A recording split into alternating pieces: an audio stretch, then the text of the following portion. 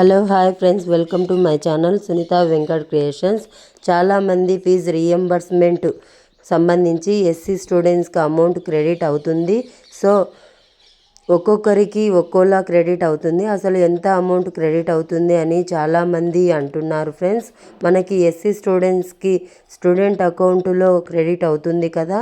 So మరి fee ఎలా ఉంటుందంటే మీ కాలేజీ ఫీజు బట్టి ఉంటుందండి. మీ కాలేజీలో మీకు 1 ఇయర్కి 10,000 అనుకోండి, మీకు 10,000 క్రెడిట్ అవుతుంది. అదే ఇంకొక కాలేజీలో వాళ్ళకి 15,000 కానీ 20,000 కానీ 1 ఇయర్కి ఫీజు అయితే వాళ్ళకు 15,000 కానీ 20,000 కానీ ఎంత ఫీజు అయితే అంత రిలీజ్ చేస్తారండి.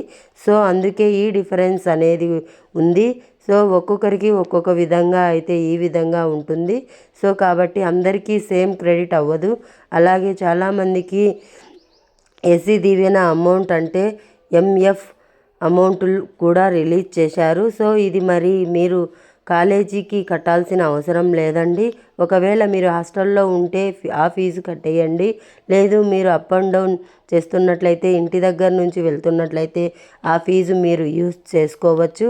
అలాగే నెక్స్ట్ మనకు ఈడబ్ల్యూఎస్ వాళ్ళకి కూడా 15,054 కోట్ల రూపాయలను విడుదల చేస్తామన్నట్లు నిన్న జీవో రిలీజ్ చేయడం జరిగినట్లు మనకు న్యూస్లో అయితే వచ్చింది. సో మరి ఈడబ్ల్యూఎస్ వాళ్ళకు కూడా అమౌంట్ అయితే త్వరలోనే క్రెడిట్ అవుతుంది. అలాగే బీసీ వాళ్ళకి కూడా క్రెడిట్ అవుతుంది, నిన్న వీడియోలో కూడా చెప్పారు. సో మిగతా వాళ్ళకి కూడా అందరికీ క్రెడిట్ అవుతుంది. సో ఒక 1 వీక్ అటు ఇటుగా అయితే క్రెడిట్ అవుతుంది. వెయిట్ చేయండి. చాలామందికి స్టేటస్లు కూడా అప్డేట్ అయ్యాయి కాబట్టి ఓకే ఫ్రెండ్స్. మీకు ఇంకా ఏమైనా డౌట్స్ ఉంటే కామెంట్స్ చేయండి. ఇన్ఫర్మేషన్ నచ్చితే వీడియోని లైక్ చేసి మీ ఫ్రెండ్స్ అండ్ ఫ్యామిలీ మెంబర్స్కు షేర్ చేయండి. ఛానల్ని సబ్స్క్రైబ్ చేసుకోండి. Thanks for watching.